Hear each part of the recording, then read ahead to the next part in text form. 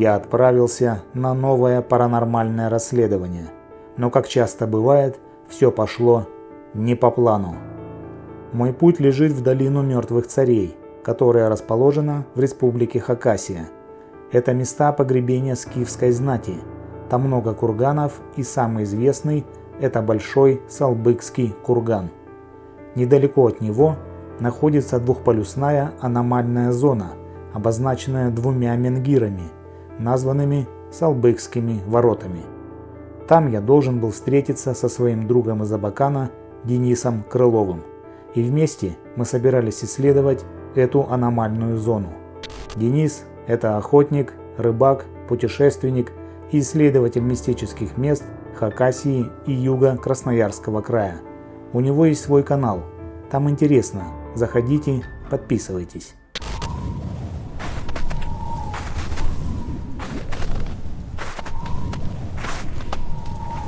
Всем привет!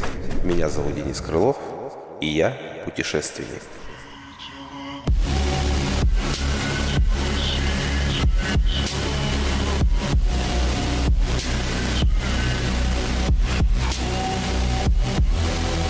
Путешествуя по Хакасии, по югу Красноярского края, немного по Якутии. Путешествую и исследую самые необъяснимые, самые загадочные, самые интересные места. Место нашей встречи – вот это озеро. И как только я к нему приехал, началась череда странностей. Сначала у меня пропала мобильная связь. И лишь через несколько часов пришло сообщение от Дениса. У него возникли непредвиденные обстоятельства, и он не может приехать.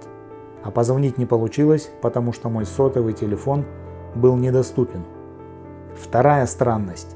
Я решил поехать к Салбыкскому кургану, но мой навигатор сбился, и я до самой темноты кружил по Хакасской степи. В итоге я приехал к необычному забору, который состоял из натянутых проводов. Оказалось, что этот забор находится под напряжением. По проводам пущен электрический ток. Это частная территория. Какие же тайны скрываются за этим забором?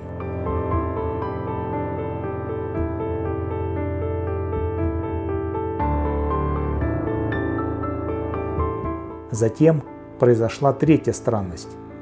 Ночью в темноте я выехал на шоссе и отправился на берег Красноярского моря. На самом деле это водохранилище, но местные жители для удобства называют его морем. Там я решил переночевать, наслаждаясь красивыми ночными видами и плеском воды. И обнаружил, что с переднего колеса моего автомобиля потерялся колпак. Утром я вернулся к стелле Салбыкского кургана. Здесь я выезжал вчера ночью после моих скитаний по степи и останавливался, чтобы проверить, все ли в порядке с колесами. И все колпаки были на месте. Значит, я потерял колпак по дороге от этой стеллы до берега Красноярского моря. Он где-то лежит на обочине, и мне нужно его найти. Я решил обратиться к местным духам, чтобы они помогли мне с поисками. Сделал подношение в виде продуктов и произнес: «Духи этого места, прошу вас помочь мне найти колпак от колеса». И после этого я медленно поехал по дороге, внимательно осматривая обочину. В итоге я нашел 5 различных колпаков от колес. 2 из них были разбиты, а 3 целые. Целые колпаки я оставлял на обочине на видном месте. Может быть, люди, которые их потеряли, будут проезжать мимо, увидят их и заберут. Но среди них не было колпака от моего автомобиля. А знаете почему? Потому что я неправильно сформулировал запрос при обращении к духам. Я попросил найти колпак, но не уточнил, что он от моего автомобиля. Поэтому, когда обращаетесь к мирозданию, духам, ангелам или богам, очень точно формулируйте свой запрос. Иначе вам могут помочь, но окажется, что вы имели в виду совсем другое. Вот такие странности произошли со мной в этой поездке. И так как исследование аномальной зоны в долине мертвых царей пришлось отложить из-за занятости Дениса, я поехал в другое место, где тоже произошло кое-что. интересное. В одном из поселков находится заброшенное училище. Когда-то здесь обучали на трактористов-машинистов и слесарей по ремонту сельскохозяйственных машин. Сейчас здание пустует. И местные деревенские подростки ночью видели здесь призрак девушки. Давайте дождемся темноты и устроим охоту на призрака.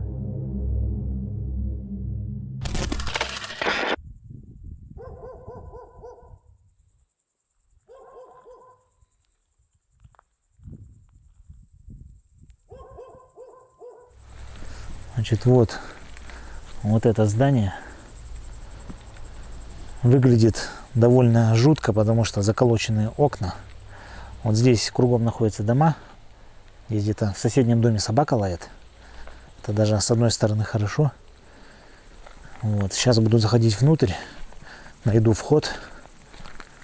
Ну, конечно, вот эти окна заколочены. Это прям выглядит очень так напряженно. Может быть такой вариант, что если что-то случится, то ты не в любое окно уже выпрыгнешь. Так, значит, я тут что-то зашел. Вот есть одно окно не заколоченное. Ага. А все остальные вот прям забитые. Так, сейчас я посмотрю, что тут есть. Короче, крапива кругом. Сильно не пробраться. Так, пойду я сейчас обойду, наверное, здание по кругу. И там уже будет видно, где проще зайти.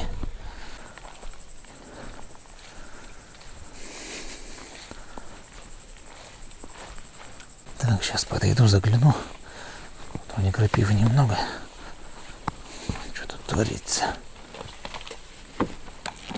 Ой. Там тоже окно разбитое. Там какой-то коридор. Ага. Ладно.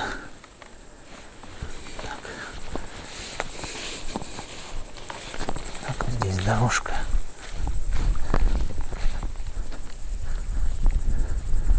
Так, что тут? Дверь открытая. Так, ну-ка сейчас сюда зайду. Потихонечку.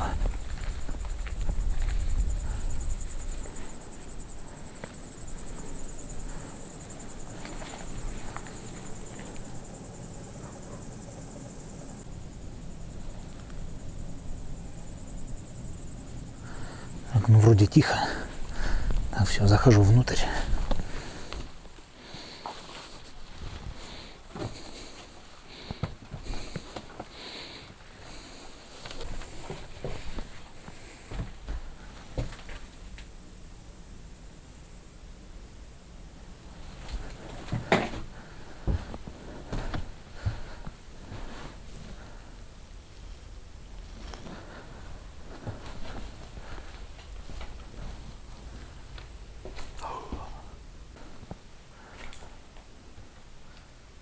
Длинный коридорчик, много комнат.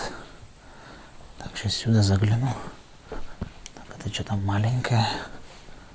Так, а здесь?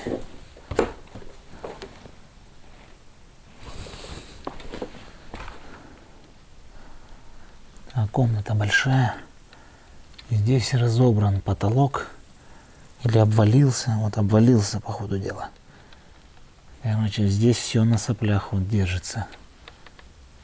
И может рухнуть. Да, комната очень аварийная. Заходить сюда точно не стоит. Я вот тут в проеме постою.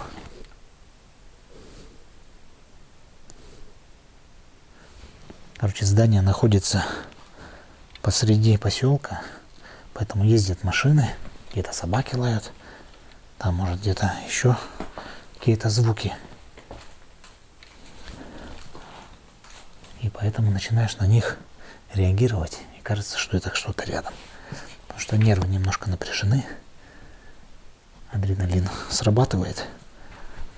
Вот, и начинаешь ощущать чье-то присутствие. Хотя, может быть, пока что никого здесь и нет. Сейчас обойду все комнаты.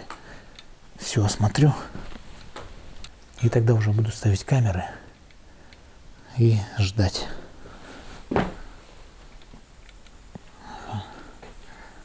здесь какая-то дверь. Так. Ну-ка, я сейчас попробую. Ага, дверь не дергается. Вот такое чувство, что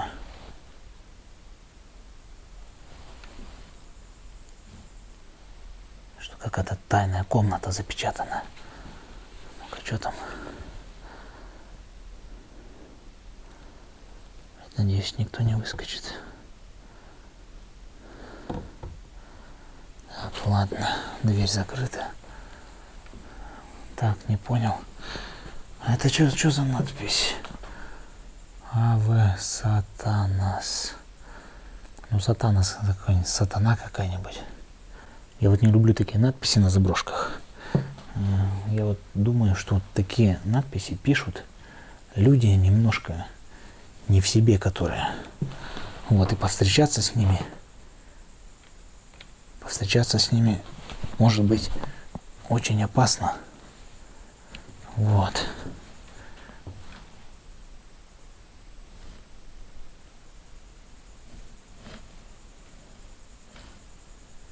Но буду надеяться, что так подростки баловались.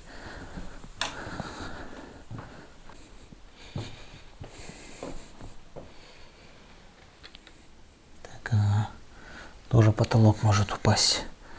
Ой, ёптать. Опять какая-то хрень. Так, крест. Причем он не просто нарисован. Вот он нарисован, но как будто еще выжжен. Так, что-то здесь написано. Так. Так, даже если... вообще не рекомендую читать вслух надписи, которые вы видите в различных зданиях, либо вообще в различных местах.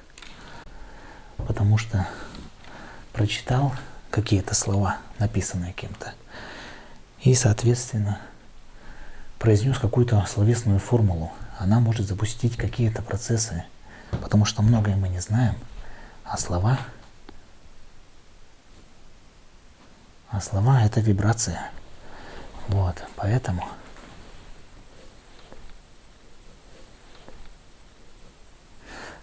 читать вслух не рекомендую никакие надписи. Будьте осторожны с этим. Так, вот, значит, я выхожу. Там тут прям большая комната. Тут не скажу, что стены какие-то были разобраны. Большая комната. Здесь какое-то училище было. Не знаю, это какие-то кабинеты были маленькие. Ну, здесь тоже что-то. Учебный класс, может быть, большой. Так, ладно, сейчас обойду. Что такое? Опять кресты, какие-то звезды.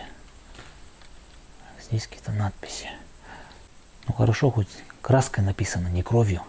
Хотя зеленая, может быть, кровь какого-нибудь монстра. Но пока что здесь все так спокойненько, тихо. Здание не сильно большое. Я вот слышу какое-то шуршание вот здесь за окном. Так, по ходу дела на улице пошел дождь.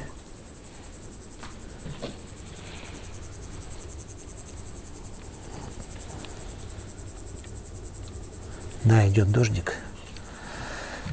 И это тоже является минусом, потому что это дополнительный звук шуршания. А так как когда нервы на пределе, то кажется, что это где-то происходит рядом. Ну и обычно за спиной. Сверчки звенят. Так, а вот здесь что-то интересное вот я вижу. Ну-ка посмотрю, что там внизу.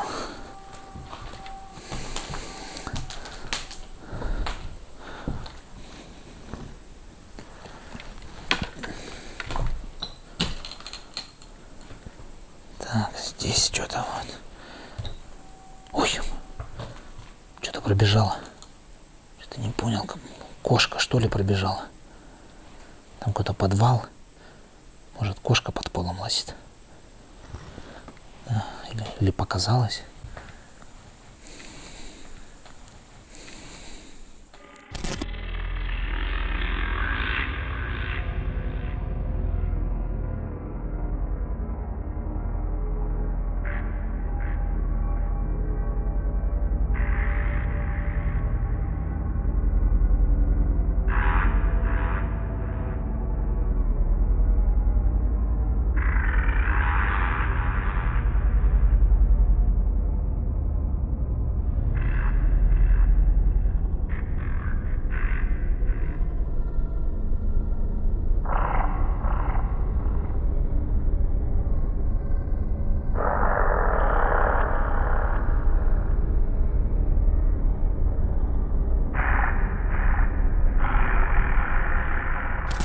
Сейчас до края дойду, до здания.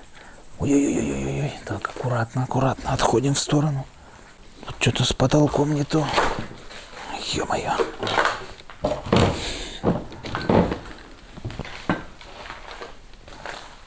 Тоже потолок обрушился.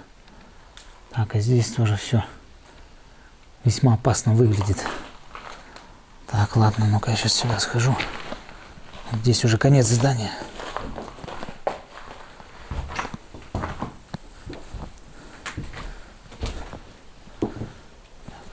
Никого. Ага, ну вот. Короче, вот конец здания. Что-то тут жгли, блин. Специально поджигали, наверное. Ага, дождь идет. Вот забор. Там люди живут. Фух. Ну что ж, обошел все здание.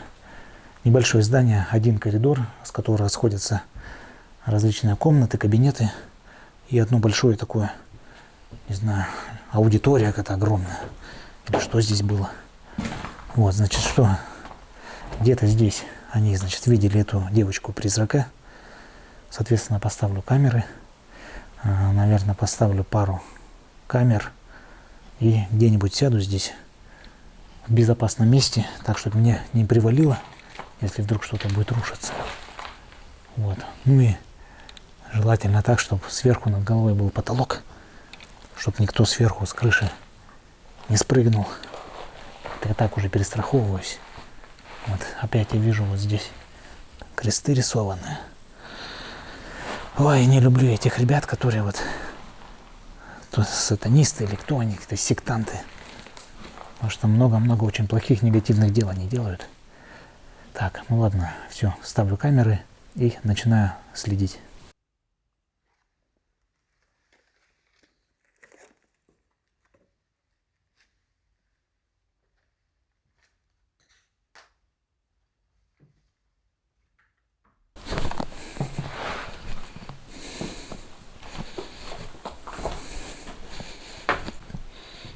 Так, какой-то платок.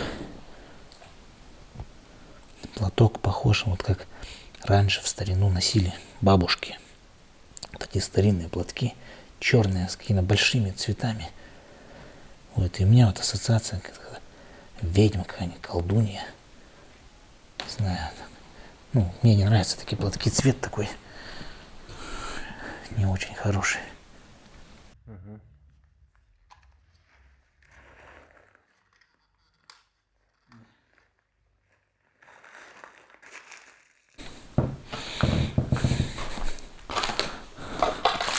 А вот тут этот подвал, где кошка лазила. Вот хотелось бы, конечно, слазить туда. Но вот здесь потолок. Вот если засыпет, обвалится, останешься в этом подвале.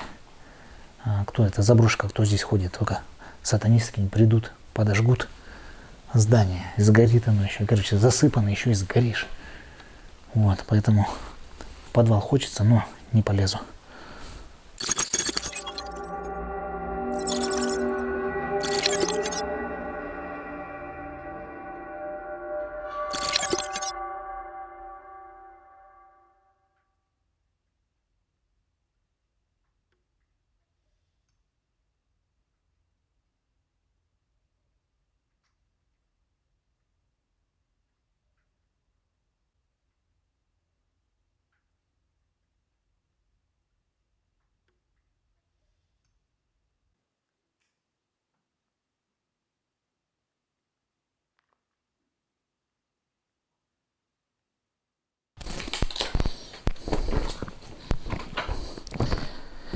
Так, сейчас я укромное местечко найду.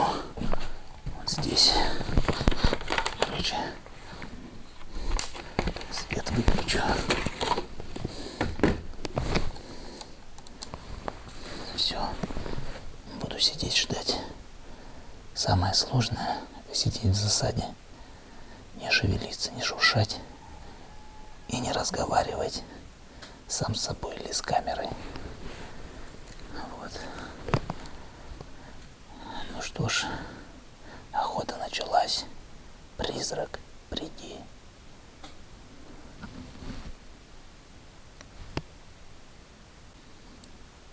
Дождь идет, какие-то шуршания, как будто шаги.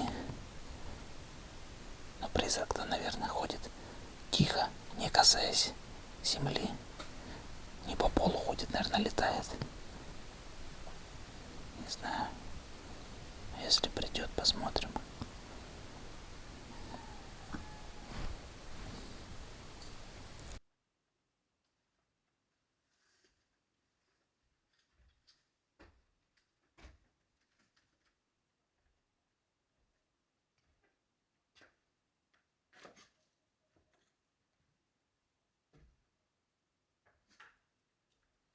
Как будто кто-то ходит.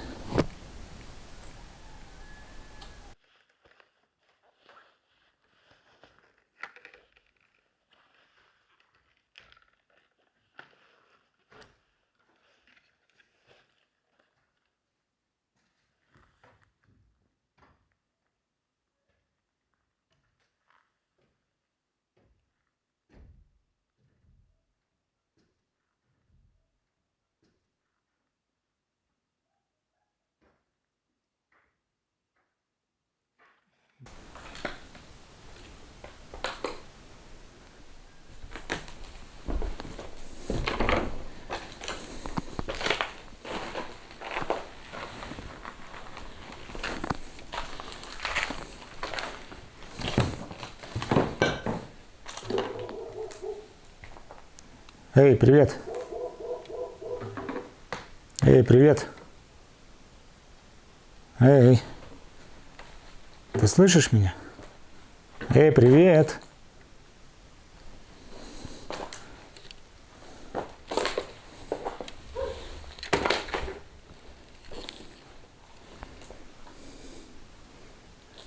Эй. Эй, ты слышишь меня? Эй, эй.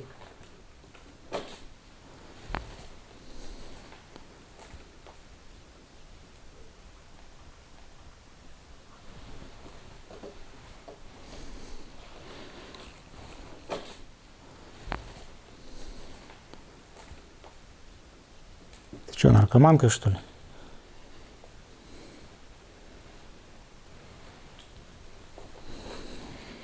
Так, а это что? Позвоните. И номер.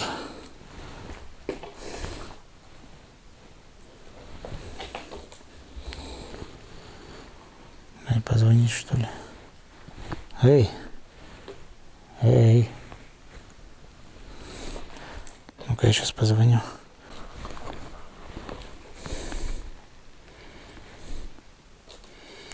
Так, что там? 8 923 40.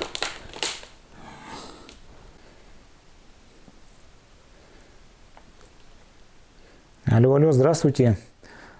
Тут такое дело, я вот девушку обнаружил, и она немножко неадекватная, вот она не разговаривает, я к ней обращаюсь, и она молчит, и у нее на руке вот записка была с номером телефона. Ага, ага. Так, а как быть?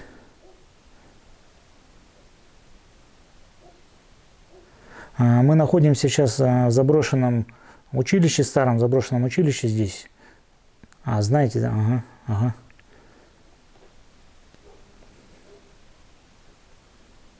Ну давайте я сейчас выведу, а вы выходите, и мы пойдем по улице, и вы нас увидите. Хорошо, хорошо.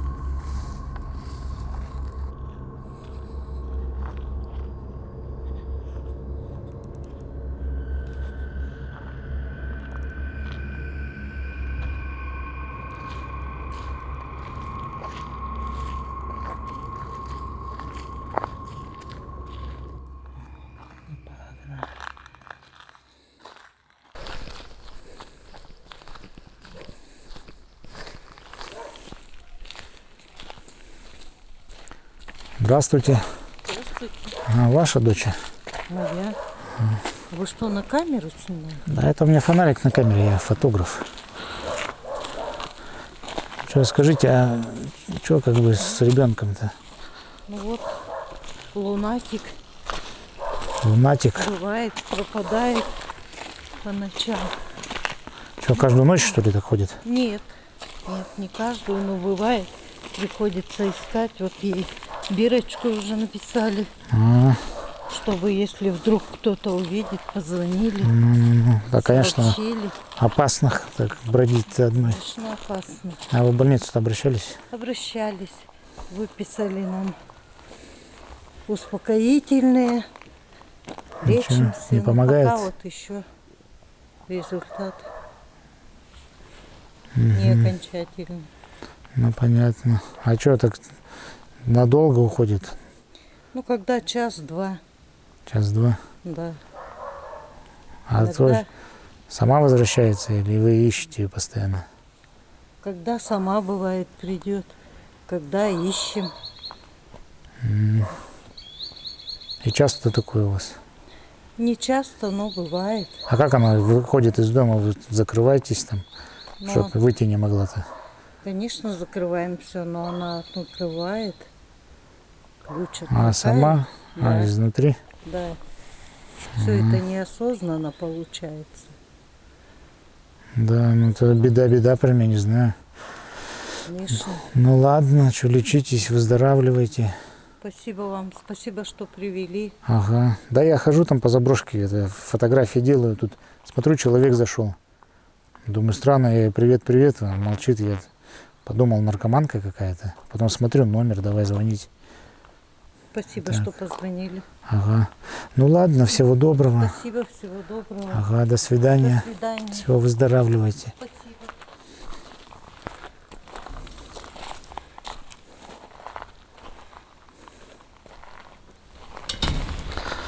Ну вот такие дела.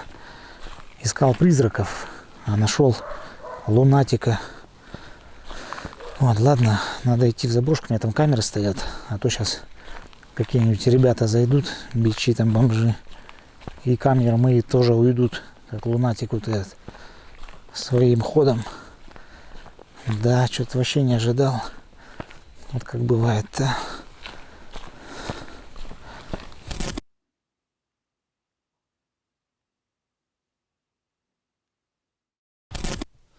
Я забрал из заброшенного здания свои вещи, камеры, но одну камеру я оставил в комнате, в которой встретил девушку-лунатика.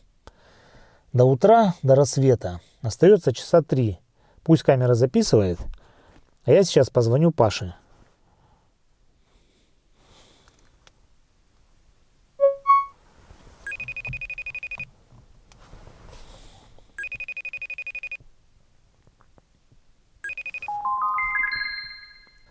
Паша, привет.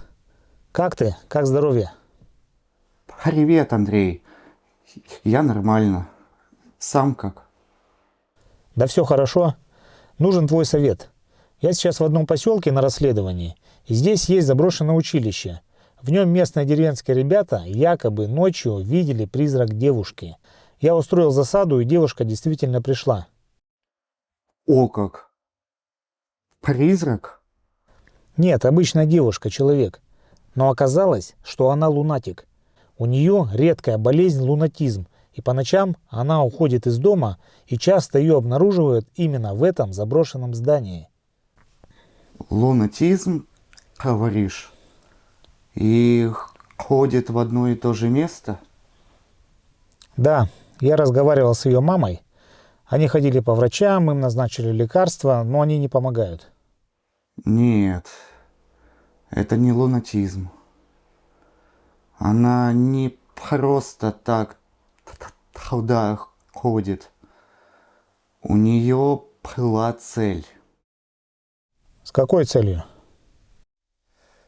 Если быть точным, она реализовывала определенную программу, а ты ее сбил. Получается, у нее в голове есть программа, внутренняя установка, Она неосознанно приходит в заброшенное училище с некой целью, а я ей в этом помешал. Так? Да, зачем она туда ходит, не могу сказать. Нужно больше информации. Давай поговорю с этой девушкой. Расспрошу ее подробно. Как спит, что чувствует. Постараюсь узнать максимум деталей. Да, правильно. И сделай еще кое-что. Завтра вечером устрой засаду. Девушка пойдет в заброшку, проследи за ней и посмотри, что там происходит. Паша, легко сказать, устрой засаду. А если она, например, недели через 2 пойдет лунатить? Мне что, ее 2 недели караулить? Нет, ты сбил ее цель. В ближайшее время она точно пойдет в заброшку. А может, она притворяется? Не думаю. Это гипнотическое состояние, и оно наведено извне. Следи за ней, но будь осторожен. Хорошо, завтра я побеседую с девушкой, а ночью буду караулить ее. Хорошо, я на связи. Давай.